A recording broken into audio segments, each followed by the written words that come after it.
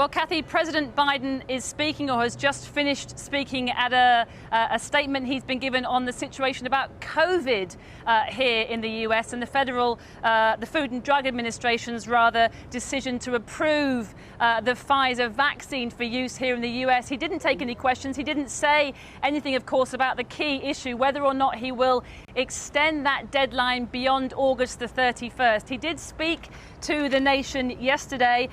He has said thus far that he may extend that deadline if he is required to do so. But he said yesterday, our hope is we will not have to extend. The plan still is to try and get as many people out as possible in the allotted time frame. There was a Pentagon briefing this morning in which they noted what the Taliban had said about the US having to get out by that stated deadline of August the 31st. And they too stressed that our focus is still to get it done by the end of the month. They said that they had managed to get 37,000 people out by now, and that they are speeding up the process of evacuations, including, as you mentioned there, people arriving here in Washington, D.C. For our piece today, though, I have to say I spoke to a veteran who says that he's given up all chances of trying to get the people he knows out of Afghanistan, his old interpreter colleagues and friends, and says that unless the deadline is extended and unless the US can get more to get these struggling Afghans out of the country, then the situation, this veteran told us, is very bleak indeed. On American soil at last, and breathing the fresh air of freedom, these Afghan families arrived at a housing centre in Virginia after landing in Washington, D.C., a temporary resting place after the onslaught of leaving Kabul. They were among 11,000 to be evacuated from Afghanistan on Sunday, bringing the total so far since the Taliban took control to 37,000 Americans and their Afghan allies. To land in the US, President Biden said yesterday families like these need prior screening. Once screened and cleared, we will welcome these Afghans who helped us in the war effort over the last 20 years to their new home in the United States of America. Because that's who we are. That's what America is. Afghans still stuck in Kabul are praying the American president is good to his word. The lucky ones like these have made it through the gauntlet of Taliban checkpoints and into Kabul airport, but tens of thousands of others remain on the outside, in hiding and desperately trying to find a way through. We didn't work through the system because the system's options had basically closed and were no longer available. Major Thomas Schuman, who fought in Afghanistan, says he campaigned to get his interpreter Zach and his family out of Kabul, but when his visa application was rejected, he had to find an alternative route. I connected with a British officer, actually, who has points of contact on the ground. He said, I know someone who can help transport Zach and his family to and from the airport. He drove Zach to the airport, and when Zach couldn't get in the gate, the Taliban started to shoot at his vehicle. Zach was forced to return to hiding, then as a last resort to try one more time after Major Schuman begged a pilot friend at Kabul airport to help. Through the heroism of a personal friend of mine who is there, he's a pilot, he jumped over the wall and pulled Zach to safety and his family. And without that heroic individual going out into the crowd to pull Zach out, I think he's still there. And I think his chances of survival would have been almost zero. What hope is there for all the others who haven't got you? Your tenacity and determination, what of them? Doesn't look good. It looks bleak. So when you say, what about the others? I think they're in a very dire, very dangerous situation. The Afghans on the ground fleeing the Taliban know that. President Biden knows it too, and says he's committed to evacuating them as quickly and safely as possible. But time is running out. Just before we came on air, I spoke to Sir Christopher Mayer, the former British diplomat who served as ambassador to the United States.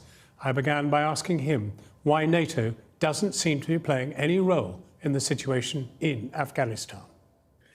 Well, they are really absent when probably they shouldn't be.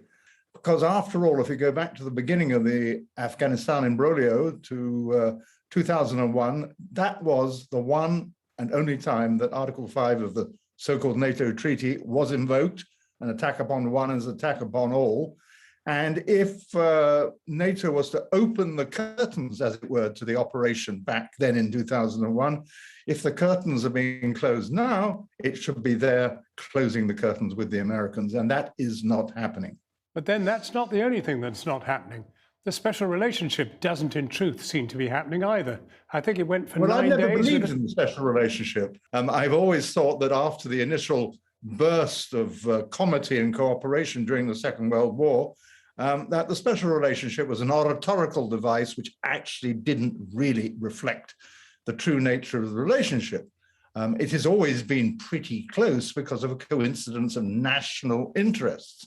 But the Americans have always demonstrated that when push comes to shove, they will pursue unilaterally their national interests, and to hell with everybody else, including the Brits. By any test, Afghanistan is a threat to the world. There is a world interest in containing it. Well, I could debate that with you.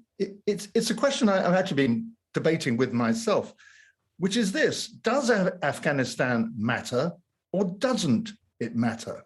Now, there's a whole bunch of pundits out there who are saying, oh, the Americans have been heavily defeated, NATO has been heavily defeated in Afghanistan, and from a political and military point of view, that has to be right. But what does it mean? The pundits say, nature abhors a vacuum, in will pour the Chinese, the Russians, the Pakistanis, the Iranians, and fill the void that the Americans have left behind. Actually, if I was sitting in their respective capitals, I'd be thinking to myself, Afghanistan is one hot potato, and we can do well without touching it. So I would not but then surely it's inevitable that it's going to become an important factor in international relations. Sorry. Surely what underpins international relations is humanity, is care for the individual and for the collective who suffer. Well, it is certainly a factor in international relations, but it's not the only dominating factor. I would say to you that the most important thing in international relations, the bottom line, is not humanity. The bottom line is realpolitik, the hard national interest. And that is what is driving the situation right now in Kabul. So what do you think should happen on the 31st of August? Just let it be? Well, if it is the case that we are not going to be able to get all the Afghans and their dependents and those who want to leave and those who have worked for us and those who have managed to develop careers as a result of our invasion back 20 years ago, if we cannot do all that by August the 31st, and that's what we're being told by the military men, then there is a strong case for members of the international community, I won't define who they should be exactly, to form up to the Taliban as the de facto government at this moment of Afghanistan, and say to them, hey, we need to change. And to be able to make a case where the Taliban can see that it is as much in their interest as it is in our interest that this great evacuation should continue, and those who want to leave without fear of reprisal or death. And if they can't see that and they say no, what? I mean, the first thing that has to be done before all else is to persuade the United States that the deadline of the 31st of August should be extended. Now, I believe that President Biden in the recent press conference started to flash a bit of ankle on that, saying that maybe this is something he could consider. We need to find out in the rather strange framework of the G7 tomorrow. God knows why it's not a NATO summit, but it's a G7 meeting. Boris and the French will put it to Biden that, in principle, we should ask the Taliban for an extension of the deadline. This is how it would have been done in my day in the Jurassic Age years ago.